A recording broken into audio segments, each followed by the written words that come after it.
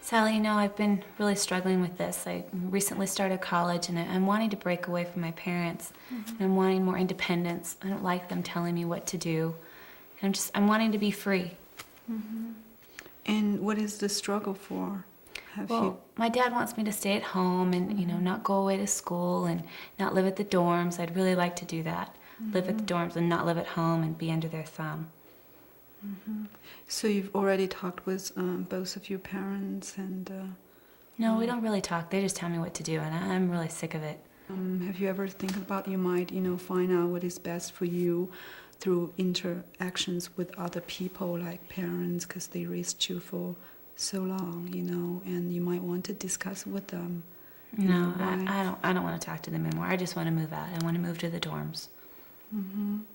So, do you make any plans that, what you're going to do?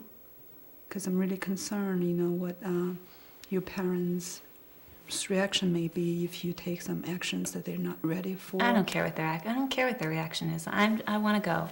I want to break away from them. And I really could care less what they think. I do think that you might want to think about the consequences more before you're taking any action, because they're at their age and they have made a lot of sacrifices raising you, and it's kind of their problem. Don't you think that you might have a responsibility for their well-being?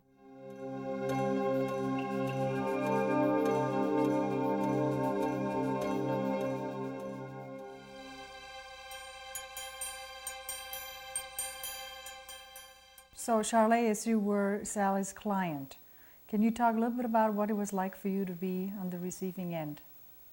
Well, I didn't really feel very heard, and kind of like that she was, I don't know, like being an advocate more for my parents rather than for me. Have you thought about them? Have you thought about all the sacrifices that they've made for you? Shouldn't you stay with them? That type of thing. And her doing that, what did you think that did for you? I got very defensive. Well, it's not my problem, it's theirs, that type of thing. If she doesn't have loyalty to her parents particularly, why is that an important value for you? I think it's partly cultural, partly my own life experience. And when you say it's partly cultural, maybe you could say, like, what's the essence of that? What does your culture teach you about that? First of all, that a child is supposed to stay with their parents, until they got married. And secondly, that I've been, away from them and feel guilty about it. Would you want to say anything to Sally about how to resolve this dilemma? Because Sally is aware that it's very difficult for her to be objective with this. She wants to lecture or somehow change, and she's having trouble.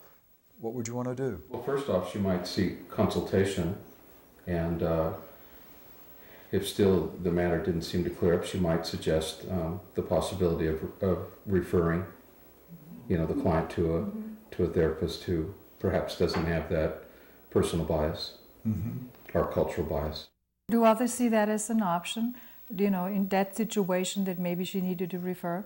I would think she would want to definitely disclose to the client at that point and say, I've really been struggling with this, and I'm thinking, I want to do what's best for you, and I'm thinking what's best for you might be to have you see another counselor.